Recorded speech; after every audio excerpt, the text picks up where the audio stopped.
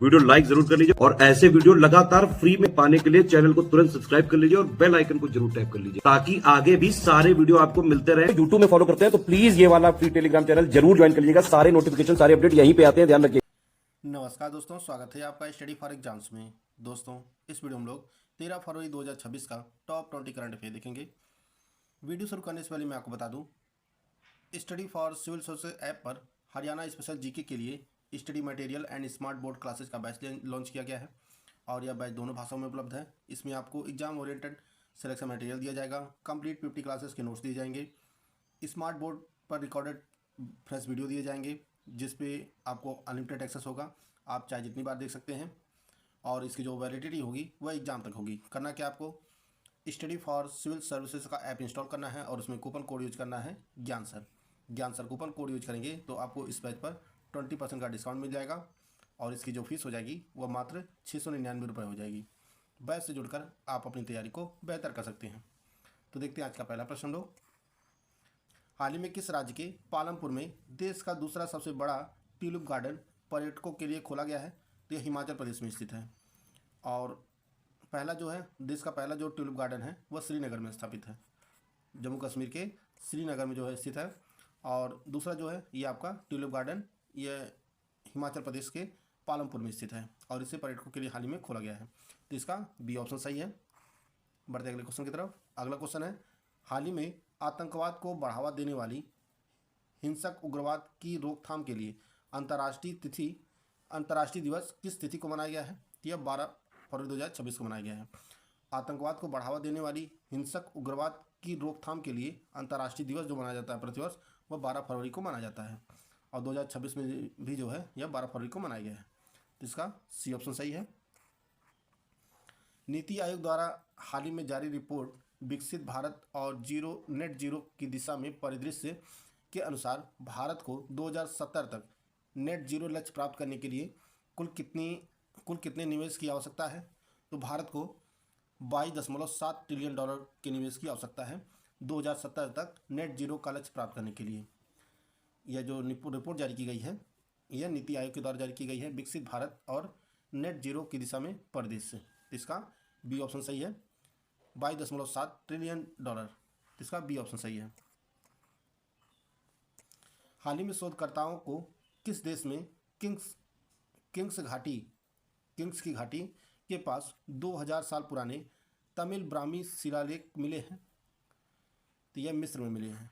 मिस्र के किंग्स घाटी के पास 2000 साल पुराने तमिल ब्राह्मी शिलालेख मिले हैं और इसमें जो है जो शिलालेख है इसमें तमिल ब्राह्मी में लिखा गया है कुछ। तो इसका सी ऑप्शन सही है, मिस्र में। हाल ही में किस अंतर्राष्ट्रीय संगठन ने आर्कटिक क्षेत्र में अपनी निगरानी और सुरक्षा बढ़ाने के लिए आर्कटिक सेंट्री मिशन शुरू किया है? यह नाटो के द्वारा शुरू किया गया है। आर्कटिक सेंट्री जो मिशन शुरू किया गया है यह नाटो के द्वारा शुरू किया गया है। हाल ही में राष्ट्रीय औषधि पादप बोर्ड NMPB ने अपनी स्थापना के कितने वर्ष पूरे किए हैं? तो स्थापना के 25 वर्ष पूरे किए हैं। राष्ट्रीय औषधि पादप बोर्ड ने जो है 2026 में इसने अपने स्थापना के 25 वर्ष पूरे कर लिए हैं। इसका ए ऑप्शन सही है। राष्ट्रीय औषधि पादप बोर्ड का जो मुख्यालय है वह नई दिल्ली में स्थित है। हाल ही में किस विश्वविद्यालय के शोधकर्ताओं ने दुर्लभ महाद्वीपीय मेंटल भूकंपों का पहला वैश्विक मानचित्र जारी किया है? तो ये जो मानचित्र है ये जारी किया गया है स्टैनफोर्ड यूनिवर्सिटी के द्वारा। स्टैनफोर्ड यूनिवर्सिटी ने जो है यह पहला वैश्विक मानचित्र जारी किया है जिसमें महाद्वीपीय मेंटल भूकंपों को दर्शाया गया है। ये आप लोग देख पा रहे होंगे, यही मैप है। इसका ये ऑप्शन सही है। 10 फरवरी 2026 को साइबर सक्षम धोखाधड़ी से निपटने और इसके इकोसिस्टम को ध्वस्त करने पर राष्ट्रीय सम्मेलन का आयोजन कहाँ किया गया है? तो यह सम्मेलन नई दिल्ली में आयोजित किया गया और इसका उद्घाटन जो है केंद्रीय गृह मंत्री अमित शाह जी ने किया है और इसमें इन्होंने भारतीय साइबर अपराध समन्वय केंद्र I4C के राज्य अपराध समन्वय केंद्र S4C डैशबोर्ड का शुभारंभ किया है इस आयोजन में। तो इसका सी ऑप्शन सही है। यह राष्ट्रीय सम्मेलन जो है नई दिल्ली में आयोजित किया गया। प्रधानमंत्री नरेंद्र मोदी 13 फरवरी 2026 को कहाँ सेवा तीर्थ नामक भवन परिसर का अनावरण करेंगे? तो यह नई दिल्ली में। पीएमओ का जो अब नाम हो गया है वह सेवा तीर्थ हो गया है, तो उसका परिसर जो नया भवन बना है उसका उद्घाटन करेंगे 13 फरवरी को नई दिल्ली में। तो इसका सी ऑप्शन सही है। भारतीय वायुसेना द्वारा 27 फरवरी 2026 को वायु शक्ति 2026 अभ्यास का आयोजन कहाँ किया जाएगा? तो 27 फरवरी 2026 को वायु शक्ति अभ्यास जो है यह राजस्थान के पोखरण में किया जाएगा। इसका बी ऑप्शन सही है। प्रतिवर्ष विश्व रेडियो दिवस किस तिथि को मनाया जाता है? प्रतिवर्ष विश्व रेडियो दिवस किस दिन मनाया जाता है? यह 13 फरवरी को मनाया जाता है। हाल ही में रक्षा अधिग्रहण परिषद ने फ्रांस से 114 राफेल विमानों की खरीद को मंजूरी दी है। रक्षा अधिग्रहण परिषद के अध्यक्ष कौन होता है? तो डीएसी के जो अध्यक्ष होते हैं वह रक्षा मंत्री होते हैं। वर्तमान में रक्षा मंत्री राजनाथ सिंह हैं, तो इसका बी ऑप्शन सही है। हाल ही में जो है रक्षा परिषद अधिग्रहण परिषद ने जो है फ्रांस से 114 राफेल विमानों की खरीद को मंजूरी दिया है और यह सौदा लगभग 3.25 लाख करोड़ का है बताया जा रहा है। और इसके साथ साथ जो है 114 राफेल खरीदे जाएंगे और 6 P-8I निगरानी विमान भी खरीदे जाएंगे इसमें। तो इसका बी ऑप्शन सही है। रक्षा मंत्री होते हैं रक्षा अधिग्रहण परिषद के अध्यक्ष।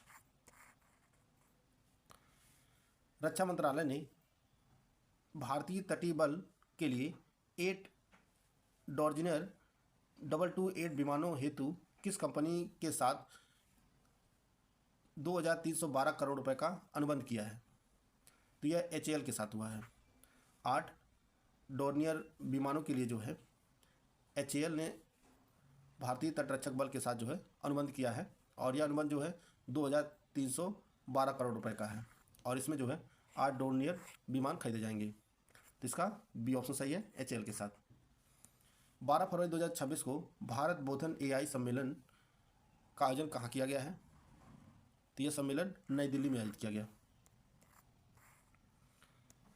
फरवरी 2026 में भारतीय वायुसेना ने किस देश की वायुसेना के साथ परिचालन समन्वय बढ़ाने के लिए संयुक्त अभ्यास किया है? तो यह जो अभ्यास हुआ है यह भारत और थाईलैंड की वायुसेना के बीच हुआ है।